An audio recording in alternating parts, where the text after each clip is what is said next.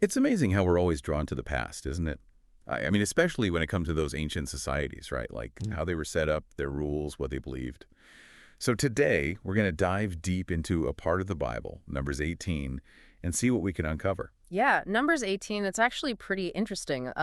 It focuses on the roles of priests and Levites in ancient Israel. And you might think, okay, ancient history, but there's actually some insights in there that apply to life today. You'd be surprised. Okay, I'm intrigued. So tell me, what's this section all about?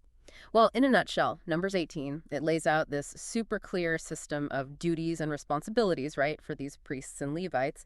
Now, the priests, they were the ones handling the sacred rituals and objects, like directly. They were the spiritual leaders, the ones who talked to God, basically, and interceded for the people.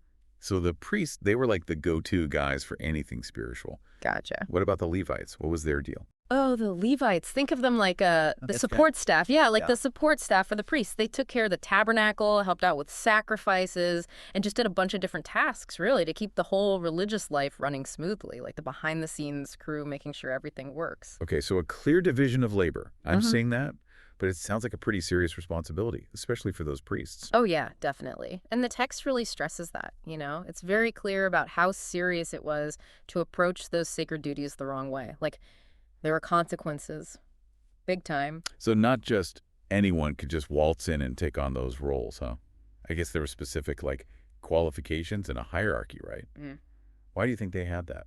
Well, I think one reason is it avoids confusion and it just makes things more efficient. When everyone knows their job and who to go to for what, things run smoother, right? There's a sense of order, And purpose. it kind of adds to the importance of these roles, too, I bet. Absolutely. Underscores it. Like being a spiritual leader, it was a huge privilege, but also a big responsibility. You know, reading Numbers 18, one thing that really stood out to me was how they provided for the priests and Levites.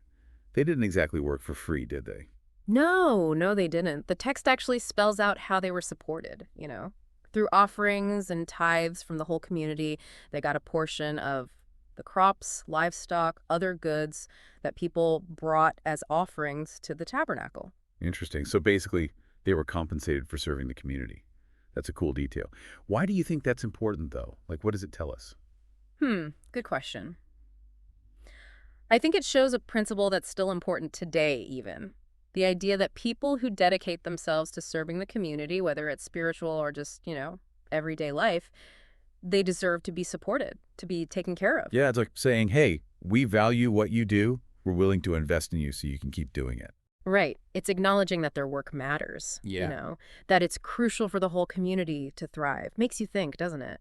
About how we value those who contribute to society today, like teachers, social workers, nurses, people whose work, it's more than just a job. Yeah, makes you think about fair compensation, Yeah. creating systems that actually support people who are serving others. Right.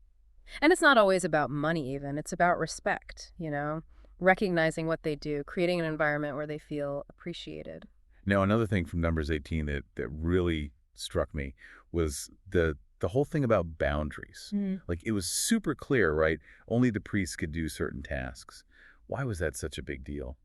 Well, it kind of ties into the whole idea of respecting expertise, like just like back then in Israel, we have all these specialized roles, professions now. We go to doctors for medical stuff, lawyers for legal advice, engineers design buildings and make sure they're safe. Respecting those boundaries, it just makes sense, right? Hmm. Make sure people are working within their areas of competence. So it's kind of recognizing that not everyone can do everything, right? Yeah. We got to trust those who have the knowledge, the training Yeah. in those areas. Exactly. And it goes both ways. Yeah. We've got to trust the expertise of others and we've got to know our own limits, not be afraid to say, hey, I don't know, or I can't handle that.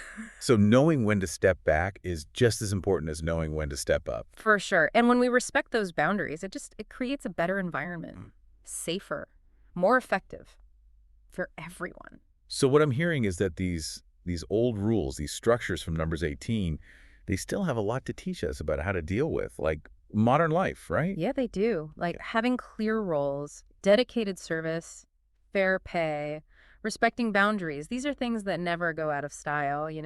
They can help us build better communities, lives that are more fulfilling.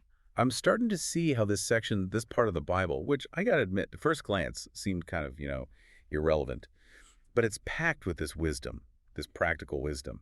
It is, and it reminds us that sometimes looking to the past can help us understand the present. So if we're talking about takeaways for our listeners, Yeah. what are some of the key things they can take and apply to their own lives? Well, first off, I think is recognizing the importance of those roles and responsibilities, whether it's work, volunteering, even just within your family.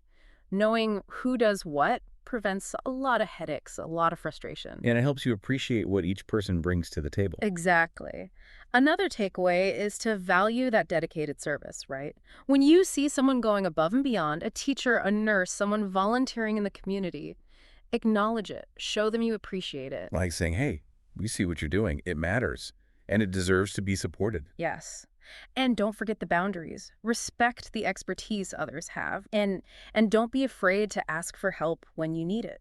When we recognize our own limits and use the strengths that others have, we can accomplish so much more together than we ever could alone. It's about working together, right? Yeah. Recognizing that we're all connected. It's like numbers 18. It's almost like a guide, to build a better society, even all these years later. It really is. Makes you think, like, what if we really took those ideas to heart, Yeah. applied them to the world today? That's a good question. Like, Yeah. what would actually change if we brought back those ideas of clear roles, Yeah. dedicated service, fair compensation, respecting boundaries? Well, I think, for one thing, people who serve our communities, they'd be a lot more appreciated. Imagine if teachers, nurses, social workers, anyone who dedicates their lives to helping others, imagine if they were actually valued, supported, not just with words, but with real resources, recognition. Yeah, that'd be huge. Yeah. It does seem like those jobs, they get overlooked a lot. Like, we Yeah. don't give them enough resources, Yeah. even though they're so important. Totally. And I think if we were better at defining roles, being clear about responsibilities or organizations or teams, they'd be way more effective. Think about how much time gets wasted when people are like stepping on each other's toes, working against each other, when everyone knows what they're supposed to do, who does what. It runs smoother, people are happier. Like they say, too many cooks. Spoil the broth. Exactly. And with boundaries, If we were better at respecting each other's expertise, I think we'd be a lot more respectful as a society, more collaborative.